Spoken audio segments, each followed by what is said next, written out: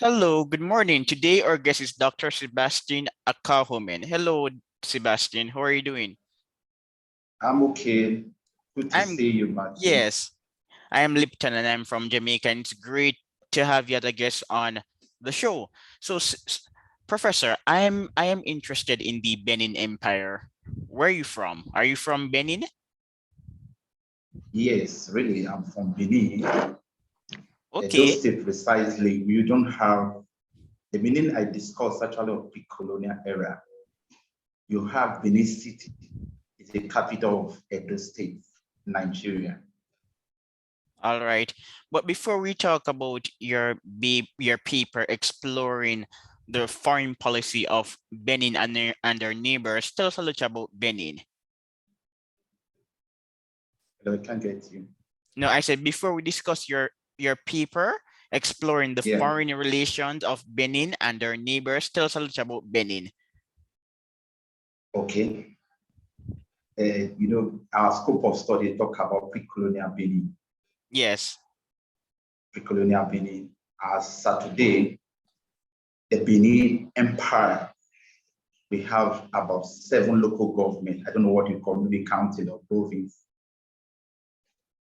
We have what we refer to as local government. So we have about 7 local government that made up what we are talking about the empire currently. But in pre-colonial era, the Benin Empire expanded as far as Lagos, currently Benin Republic, and other area.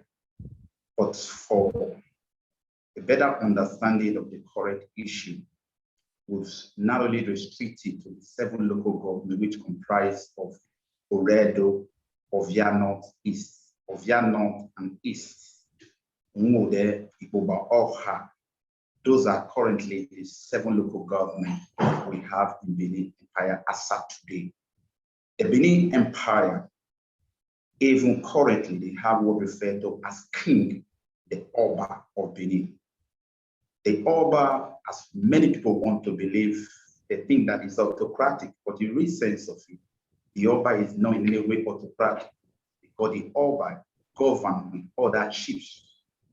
Decisions are not just basically the Oba's decision. He also confide on the chiefs, which we refer to as the kingmakers, the Nerons, the 7 kingmakers. So those ones confide with them, they discuss issues as related to the kingdom. We also have district. It's those centralized, but there are other areas that you have provinces, and many of those chiefs, one referred to as initiates, they are the head of those, whether we refer to them as province now or states, as in case of pre-colonial Benin Empire. So basically, the administrative structure of Benin moved from top down to the local level. Thank you. Yes. So, Sebastian, I am from Jamaica, and some of the slaves were taken to Jamaica forcefully. That is, they came from Benin, Dahomey, the Asante Empire, and Igboland. So, I'm a big fan of Nigerian history and contemporary Nigerian popular culture. I love Nollywood movies. Oh, good to hear that you Yes, also I Nigeria love so much. Nollywood movies, especially Patience. Okay, Yes, yeah, I'm a big okay. fan of Nigeria. When I was Patience in is what you Yes, mean. yes, yes. When I was a high Okay, school student, I was introduced to a book chronicling the history of Nigeria. So I'm always doing research on the Nigerian people. So Benin, was there a semblance of international relations in pre-colonial Benin? Did the Benis practice diplomacy? yeah, I believe you must have gone through my work, Yes. but for emphasis, in our current contemporary international relations, there are things that define a state. When we talk about define a state, we are talking about the elements of a state: territory, population. We have some of those as vital issue that a state must have in that case. if we then have something that in pre-colonial era, Benin interrelated with the Asian states, the Shekiris, the Robo, as noted, even prior to 1648, which we talk about in the Westphalia Treaty that constitute the contemporary international relation, or by extension, diplomacy. We realize that the Benin, they cherish good neighborliness. And because they cherish good neighborliness, they do everything to make sure that that relationship continued. So they were able, and one thing that distinguished the Benin area and its environment, talks of the Eastern state and Western state, they operate what we refer to as a law that govern a large area. They have similarities in terms of the understanding. Even the people of the Robos, the Shekiri, and the Asa, they believe they are of one ancestor. So their belief, they have similar belief that distinguish them from others. Based on that, diplomacy, the idea of finding solution to any issues, actually prevail in pre-colonial Benin. Yes, and Professor, I'm going to read this excerpt for our audience because I'm yet to post the paper. Benin Okay. Empire was one of the oldest and most highly developed states in West Africa, dating back to the 11th century. The Guinness Book of Records 1974 edition described the walls of Benin City and its surrounding kingdom as the world's largest earthwork carried out prior to the mechanical period. Pierce 2020 also acknowledged this when he described the Benin City wall as 4 times longer than the Great Wall of China and consumed 100 times more material than the Great Pyramids of Cheops. By 1485, when the Portuguese first discovered the kingdom, they described it as one of the most beautiful and best planned cities in the world. In fact, they recognized the city as Great City of Benin, when city was hardly used in Africa in particular and the world in general. The Benin city was also clean. The Portuguese noted this, that the city was very sophisticated and environmentally friendly. Yes. So on the show, usually I read an excerpt to whet the appetite of my audience before the professor can expound. Okay then. Yes.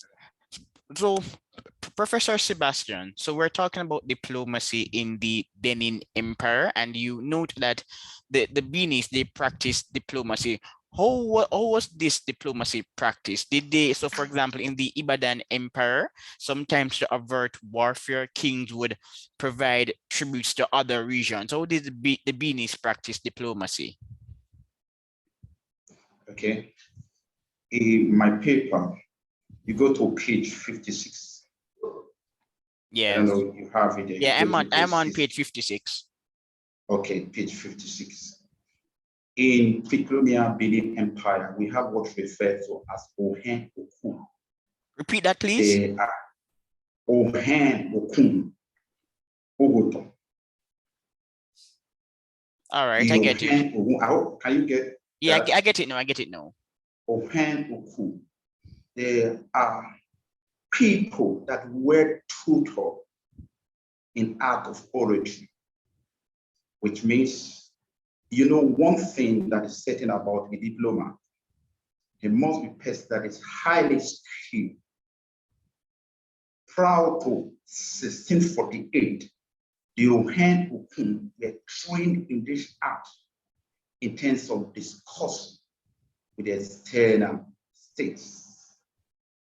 So to that extent, and just as we said in that same page, that even the Portuguese, they recognize the presence of these orators.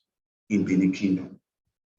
So to that extent, we can conveniently say that the Benin people involved in what we refer to as diplomacy, since we know that diplomacy is not necessarily the acts of propaganda, as many people are made to believe, or it's act to bring through what you had in mind. And this was basically the work of Cohen. Yes. And let me read this for the audience. Foreigners to Benin were not only welcomed, but were equally treated decently. Would you describe pre-colonial Benin as cosmopolitan?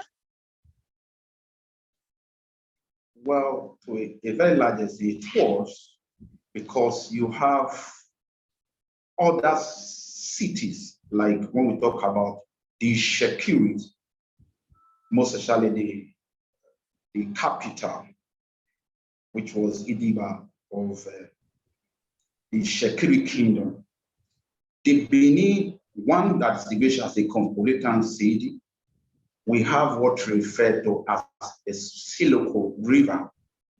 We have what we refer to as Uwoton. There are places where the Ijaws from the western part of the states, they meet. Also, Yoruba from the west, they also meet. And our Igbo brother from the eastern Niger Delta also have to meet towards the Uwoton River. To that extent, we can say it was a cosmopolitan city. Yes. And Professor, I'm assuming that many of our listeners may not know this, but pre-colonial Benin also sent an ambassador to Portugal in 1486. And as you write, it was also noted that when Afonso de Aveiro visited Benin as an ambassador from John II of Portugal in year 1486, Oba Ozulua of the Benin Kingdom chose the Owen Okun of Ugonton as the ambassador from Benin to go along with Aveiro back to Lisbon. As noted by Ida. Yes. I'm also interested in the relationships between pre-colonial Benin and Portugal from the angles of diplomacy and cross-cultural studies. One writer, her name is Ivana Elbe. In the early 90s, around 1990 or 1992, she wrote a really excellent piece on the topic. Yes. Okay. Yes. Well, the Portuguese relationship with them may not necessarily be the scope of this work. Yes. Because many literature on international relations, when they talk about the world stage, we are concerned about until it has to do with the Europeans and all that, it's not necessarily interstate relation. This work is majorly concerned about the interstate relationship within. When I mean within, I'm talking about pre-colonial Nigerian states. However, just as I referred to in Oriaki's work, Oriaki and Asi, they were concerned about the relationship between the Portuguese, and I debunked that relationship, external relation, don't necessarily means outside the scope of the Nigerian states, pre-colonial Nigerian states, I mean. So this work is centered on Benin and her neighbors in pre-colonial era. So yes. I don't want to dwell much on the Portuguese relationship. Yes, but I'm just making the point that the Benin Empire had global relationships. Yeah. Just like other empires in pre-colonial Africa, they had relationships with their neighbors, and they also had relationships with the Dutch and the Portuguese. I think that this point is very important to note. So, since we're on the topic of international relations in pre-colonial Africa, you also mentioned Yoruba. Tell us a little bit about Benin's relationship with Yoruba. Okay. Thank you so much. The Yorubas, they are the western part of Benin, most especially Akure. Akure, you have the Akure, you have Ibadan, you have the Ekiti people, other part of them. They are most especially that of Akure, the Dejil of Akure and Oba of Benin. Hello, can you hear me? Yes, I can hear you. I'm listening. So you can go ahead and continue. No, I said I can hear you, so you can go ahead and continue to talk about Yoruba and Benin. Yeah, can you hear me? Yeah, I can hear you. No, I'm saying that you can continue to talk about Yoruba and Benin.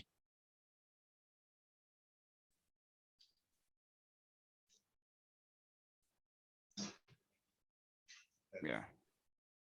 Hello? Yeah, I can hear you. I can hear you quite well. I'm saying that you can continue to talk about Yoruba and Benin. Well, if you can hear me, Yes, I can. hear me. I I can. can't hear you clearly. Oh, you can't But hear I'm me. saying you. Oh, can you hear me now? It is that there's network problem. Yes, But can let you? me, from what I heard from you, you're talking about the relationship between the Yorubas and the Benin Kingdom. Yes. Is that right? Yes, yes. Okay, the relationship between the Yes. Yorubas. Yes.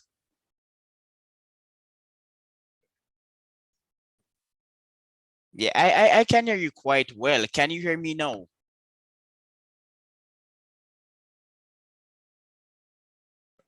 Okay.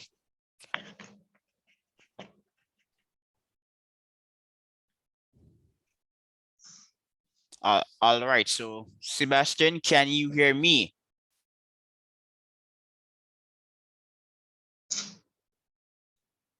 Hello, can you hear me now? Yes, yes, I can. I can.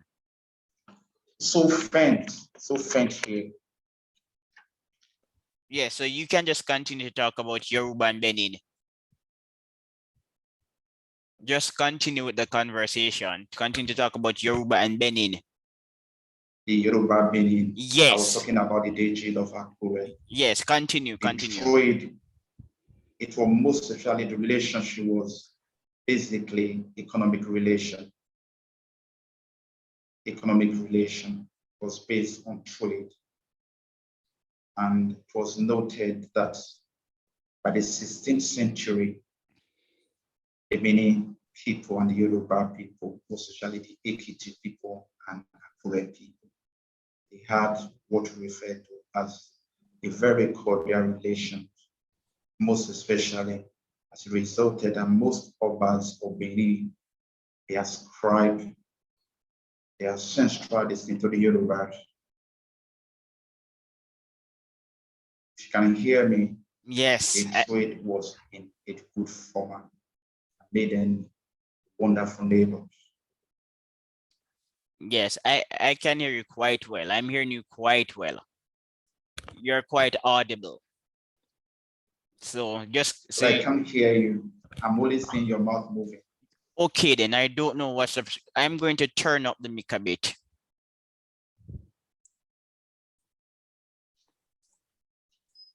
All right then.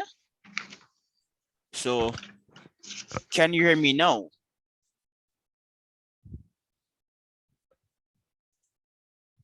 Can you hear me now? I can hear you, but if only you can raise it, because I was hearing very clearly before.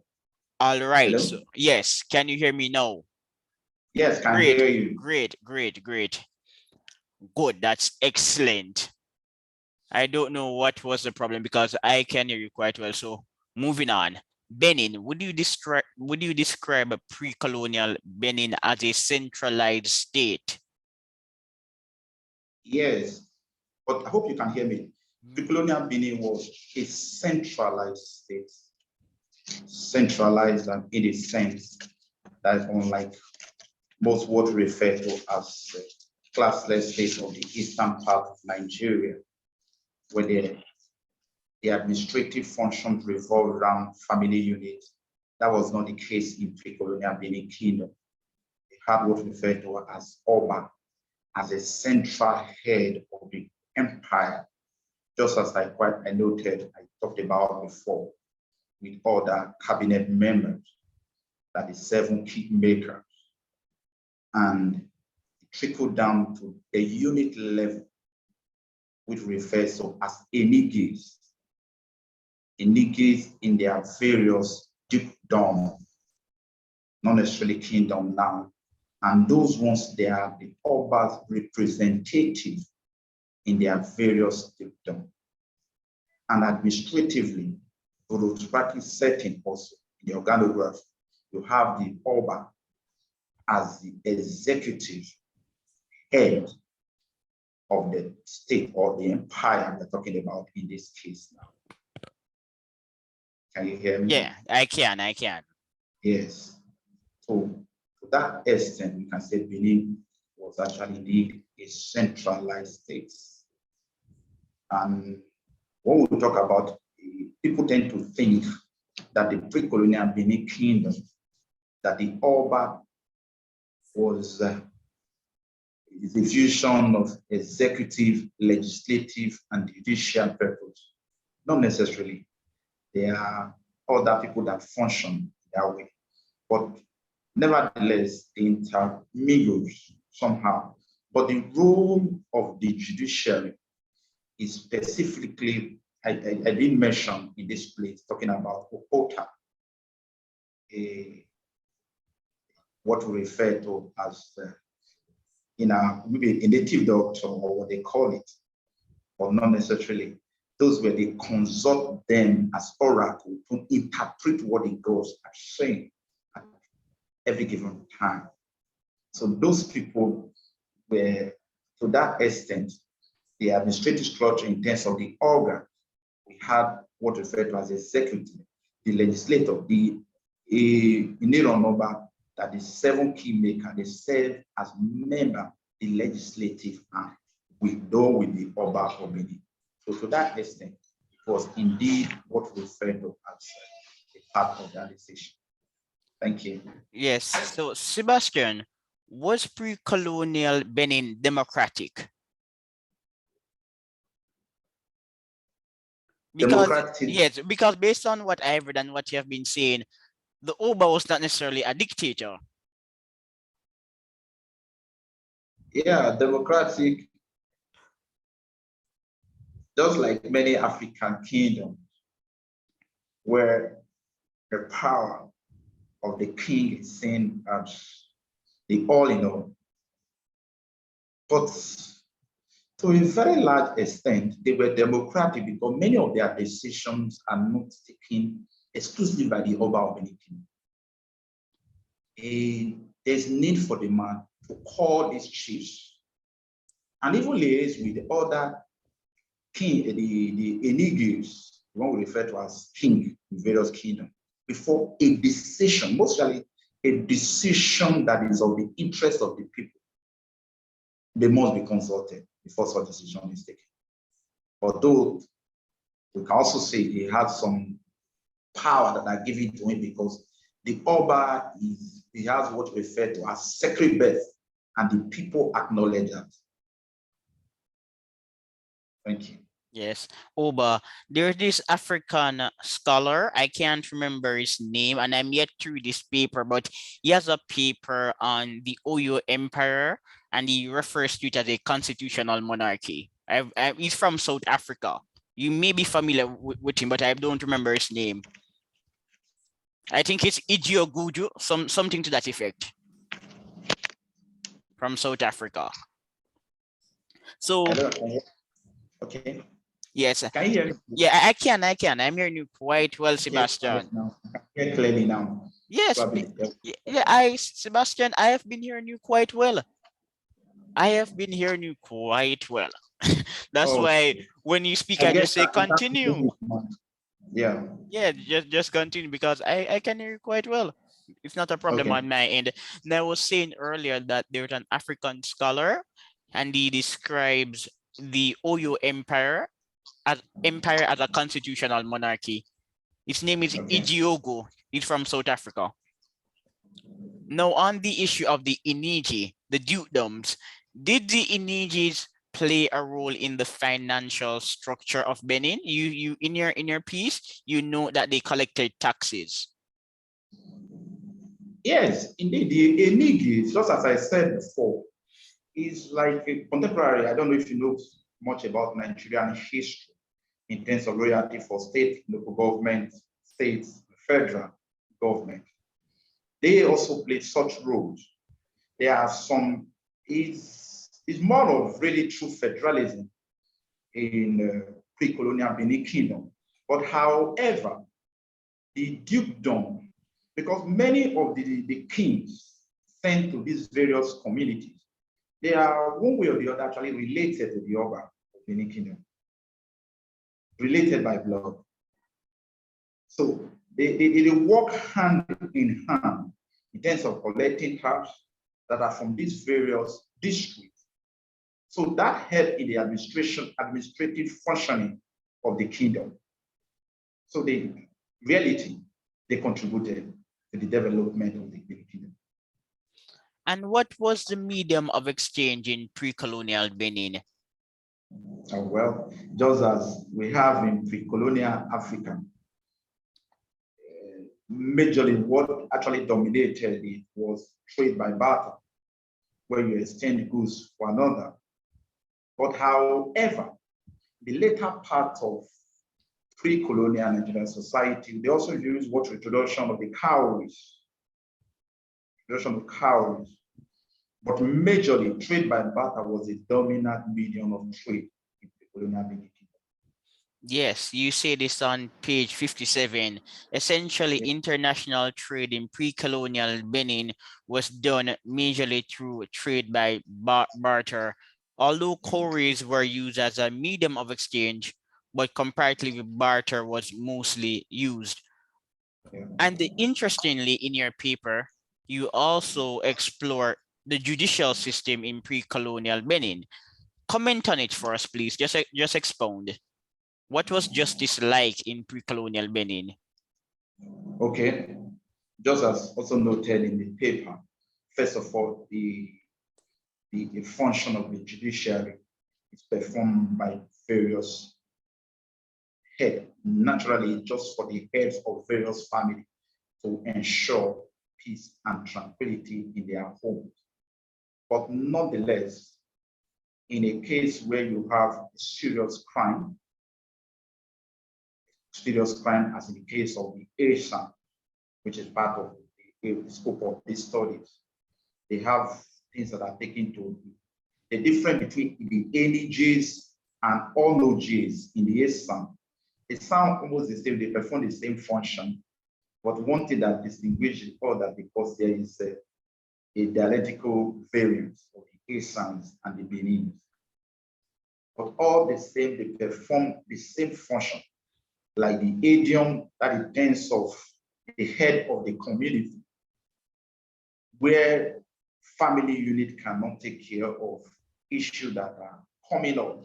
It is taken to the Egbele. If that is not possible within that scope, it is thereafter that thing can go as far as to the Oba Palace. And most of those things that go to Oba Palace, mostly have to do with things that probably bring what we refer to in a contemporary crime against humanity that are discussed and the issue to be taken care of in that case. Like murder and manslaughter. Manslaughter. Yes. So a tribe yes. And Professor, whenever I research African history, I'm always greeted with this term, age grade. The Inutus, you refer to this as an age grade. What is an age grade in Africa? Well, you know, in Africa, what we refer to as, okay, probably I was born 1970 something, or probably 1979. In case of pre-colonial Africa, we talk about age grade, is probably a period of 3 to 4 years. People born within the range of probably 77, 78, 79, they are considered as age grade because the art of documentation is out of place. So you simply have people of different age setup. So that is what we refer to as age grades. But however, there is another level of young ones, able-bodied men. I mean, able-bodied men, women not included in this case. They perform the day-to-day activity in terms of the clearing of the community, helping, in Africa, we have what we call communal living. They function, what we refer to as the workforce. They are examples of the age grade we are talking about in this case. They also perform the function of policemen in our contemporary world. Okay.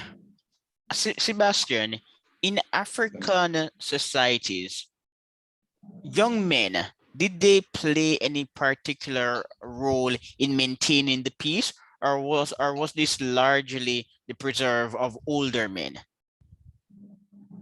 No, just as I've noted, that I've talked about just now, that the young ones, the decisions of the elders, let's say, for example, somebody that committed murder, and the case that headed on, and the decision has been taken, it is not the duty of the elderly to carry out, to implement the decision, but it is the duty of these young ones to implement the decisions of the elder.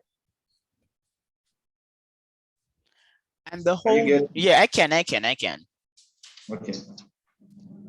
So no, and also, I talked about the Okakulos and the Kakulos, talking about the military men in Benin empires and the other neighboring kingdoms.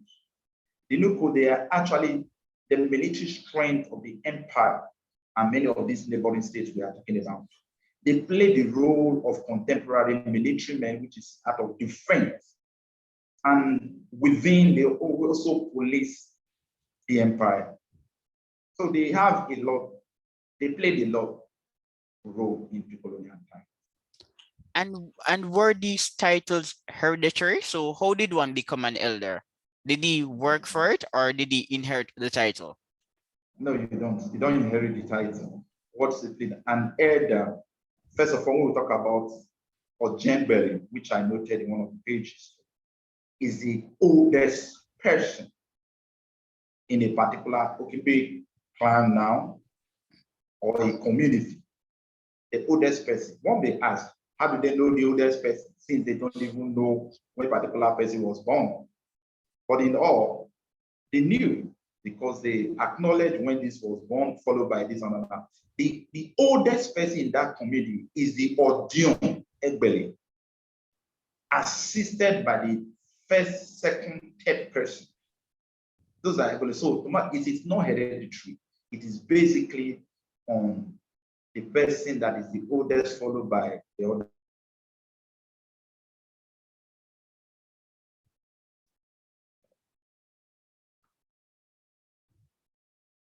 All right then.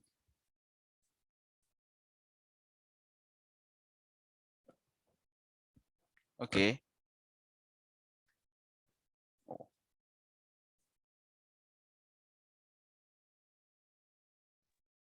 All right, so yeah, continue. So Sebastian, for a minute you were frozen, so just repeat yourself again.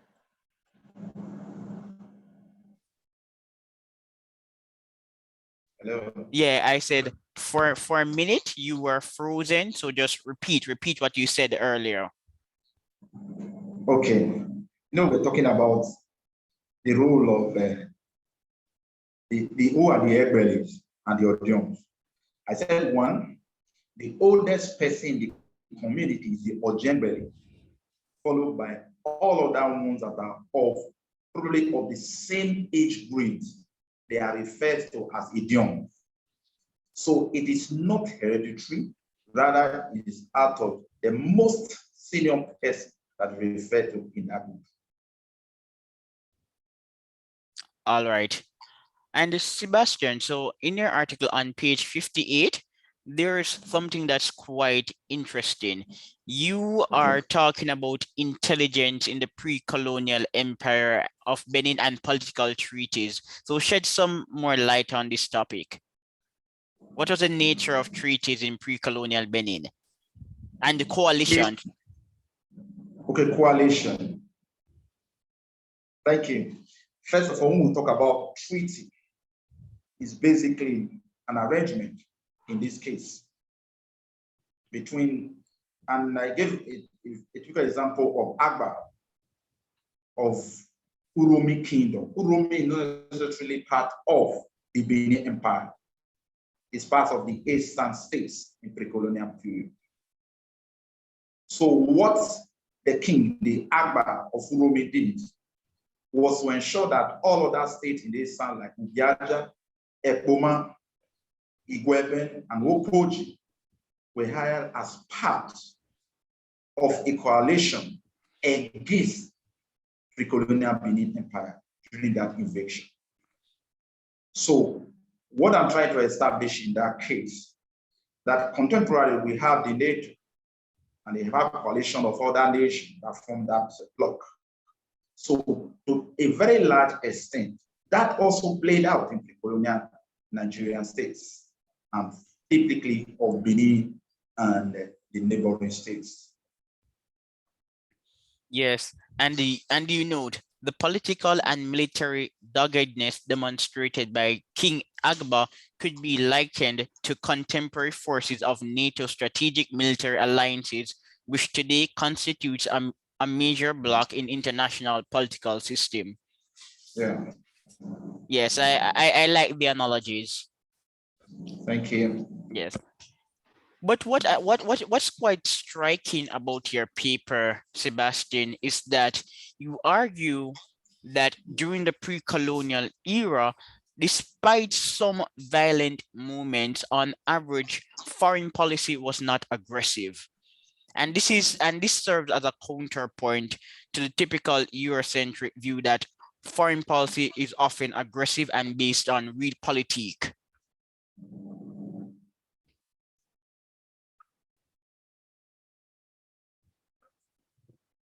So you can go ahead and tell us about the nature of pre-colonial Benin foreign policy and why it was not as aggressive as we would expect. Please can you recast? I can't get you clear. Oh, okay, let me repeat. I'm saying that in your paper, you contend that during the pre-colonial era, foreign policy was not aggressive. Despite the examples of some violent movements, on average, it was mostly peaceful. And this is serving as a counterpoint to the Western position that diplomacy ought to be based on realpolitik. Okay, thank you. Why I didn't mention in that place that it was not aggressive as we have in the contemporary international system. One, African, as many people would want to understand, establishing this paper, we established what we refer to as a communal living, where the policy of humanity is cherished.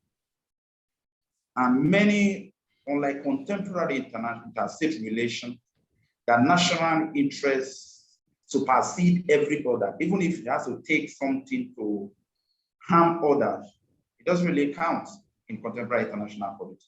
But in pre-colonial Benin Empire, humanity was at the center of the relationship. What's the art of give and take was what actually distinguished pre-colonial interstate relation with the contemporary one. Contemporary one, there are no nations. When we are talking about international relations, we say that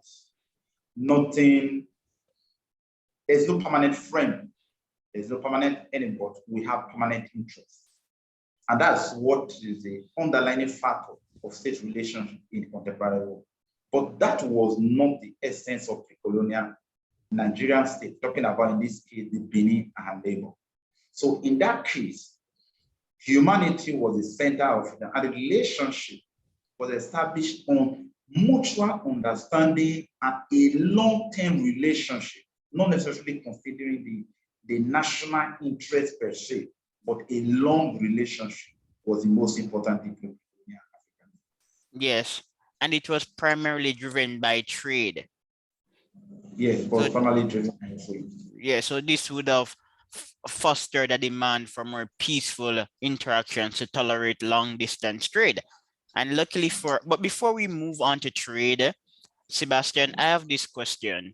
You didn't really address it in your paper, but out of curiosity, I'm asking, in pre-colonial Benin, were spies employed? Was what? Spies. Yes, did the government employ spies? Well, specifically, no. Mm. But we've read some other literatures that talked about spies. Yes, like in Igbo, in Igbo land, I've read some pieces on Igbo land Yes. talking about spies. But just as you earlier noted, not in this paper, and that is not the scope. Yes. So now we can talk about the economic nature of pre-colonial Benin in international relations. You mentioned the Isan people. Who were the Isan people? Okay. The Asan people, they are variants of the origins of Asan people. The word Asan in Benin language simply means to jump out. But I may spend so much time trying to discuss the origin of these various beliefs about the origin of Asan people. But specifically, what that Asan means in that place, they are a group of people that left, according to oral history, that left Benin long time ago, let's say about the 15th or the 16th century. They migrated. By that reason of they left as a result of Oba Ewari the first that took a major decision as a result of the death of his son and gave what referred to a nebulous law that stopped people from having intimacy with their wife for a period of time. As a result of that hard issue, given that period, many people left Benin Kingdom. And when the Oba returned and asked of the people, it was basically told that they've sunk fear, which simply means to jump out. And that is one aspect of the origin of Asan people. But however, Okoduwa noted that before the migration of the Asan, this so-called migration in the 16th or 15th century down to Asan, there were already people in Asan which were not necessarily from Benin. But generally, many people believe that the Asan migrated from the Benin. But currently, the Asan people, they are of 5 local governments. We have Asan Southeast, Asan Northeast, Asan West, Asan Central, and Igweben local governments currently in Edo states. Yeah. But so you have variants of Asan language, but in all, many Asan, they understand it, show that sense of language. The Eastern people, I like that you recall the story of that Oba who banned intimate relations.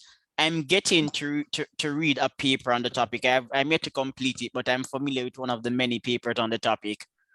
Banning intimacy, how strange. Okay, I should discuss more about intimacy. Yes, yeah. When I was yes, when it I forbade me. You may continue. Yes, what I was trying to discuss in this extent that the Oba, because of the death of his son, that was supposed to be the heir apparent, the man was so angry and he didn't know what to do about the death. And he decreed a law that said that within a period of time, a man should not have intimate relationship with his wife. And neither do they take bath for a period of time. So many of the men in the kingdom couldn't cope because they were teleguided by Oba, in this case, servants and spouse that go about making sure that they adhere to Oba laws, rules that was given by the Oba of Benin. That's exactly what I mean by doing. We were not allowed to meet with their wives. Mm. And now we can discuss articles that were traded between the Isan people and Benin. So you mentioned r- the Ododo dyed red Okay, cloth. You can go ahead okay. and talk about that. Okmododo, Yes. Okmododo, we have what? Unfortunately, I don't have the piece to demonstrate what exactly I'm talking about. But Okmododo is a made fabric. It's of mostly you have red, green. It only depends on the color, but it's of a very strong and thick material. But currently, I don't know if you have opportunity of seeing traditional marriage in Benin Kingdom, in Asa and other ones. The attire, what the men usually wear is referred to as a ukbododo. Can you hear me? Yes, I can. I can. Yes. That is what referred to as ukbododo.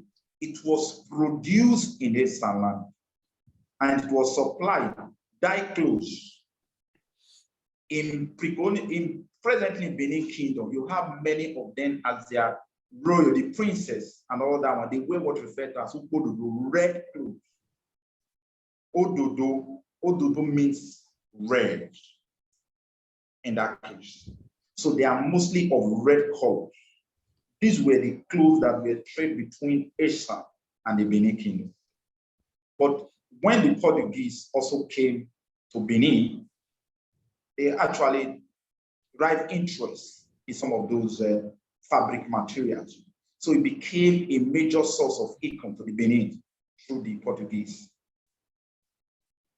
So Yeah. that's exactly what I'm talking about in that case. It was produced by the Asians, Yeah. but many people actually believe that it's the Benin material, but not necessarily. It's produced in Asian borders. It's like the case of cola in the south, mostly sold in northern part of Nigeria. And you also submit that the Eastern people produce cotton.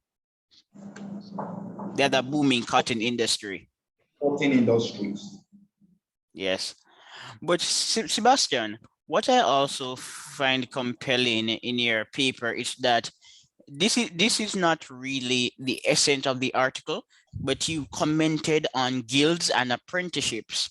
And some economists often argue that apprenticeships fostered upper tail human capital in Europe, and this led to the Industrial Revolution. And interestingly, I have a paper on apprenticeships in Africa.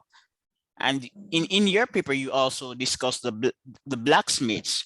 And I'm pointing out the blacksmiths because in America and even in Jamaica, some slaves were quite competent at iron making and what planters would refer to as mechanics. And I haven't done a study on the topic, but I'm assuming that more than likely some of these slaves were taken from places in Africa like Benin with a comparative advantage in iron making.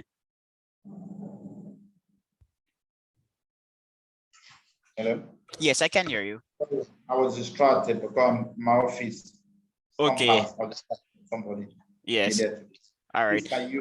I will. I will. No, I'm saying blacksmiths in Benin are the guilds and apprenticeships, and Western academics often submit that apprenticeships foster the growth of upper tier human capital, and I'm saying that apprenticeships and guilds are not the essence of your paper, but more than likely some of the slaves in the New World who were adept at mechanics were taken from Benin and other places with a comparative advantage in making iron-based tools.